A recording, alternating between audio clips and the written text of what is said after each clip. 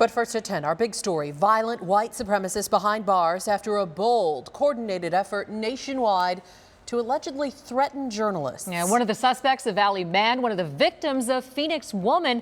And all new tonight, we're hearing from her. ABC 15's Zach Crenshaw joins us live. And Zach, the FBI managed to infiltrate this neo-Nazi group online. Yeah, and they managed to monitor some of these members for years. Court documents explain how the suspects, all young men in their 20s, planned to intimidate journalists, particularly Jewish journalists or ones of color. And agents were watching as these suspects went to homes in Tampa, Seattle, and Phoenix and slapped these posters on their homes.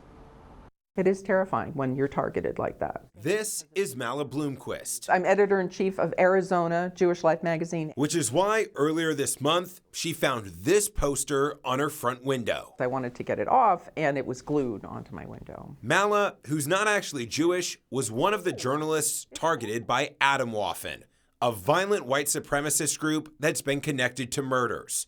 The FBI monitoring 4 of their members for years, and say the men posed a legitimate and escalating threat to anyone who dared counter or try to expose their activities. They spent months planning. The goal, to threaten journalists, harm, harass, and intimidate, and retaliate against unfavorable reporting, using multiple posters with phrases like, "Your actions have consequences." In Mala's case, my name and address was printed on the posters, and then I didn't leave the house for a week after that, alone because I was afraid. This week, though, the FBI announcing the arrests. Agents were on scene Wednesday at a house in Arizona City connected to suspect Johnny Roman Garza. It feels like they're finding each other and they're becoming groups. 20-year-old Garza now looking at years in prison. He's ruined his life.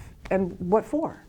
You know, for hate crime. And while the arrests are reassuring, Mala knows. Anti-Semitism, the hate crimes are on the rise, and hate is very much going on every day. Now, the FBI was clear. These guys are extremely dangerous, but court documents reveal they're also a little bit amateur. In fact, one guy said he was having trouble printing the flyers at his local library, so another member suggested he buy a $20 printer off Craigslist. And then after all these months of planning, they got the address wrong on one of the targeted journalists and ended up just hitting a random house. Live tonight, Zach Crenshaw, ABC 15, Arizona.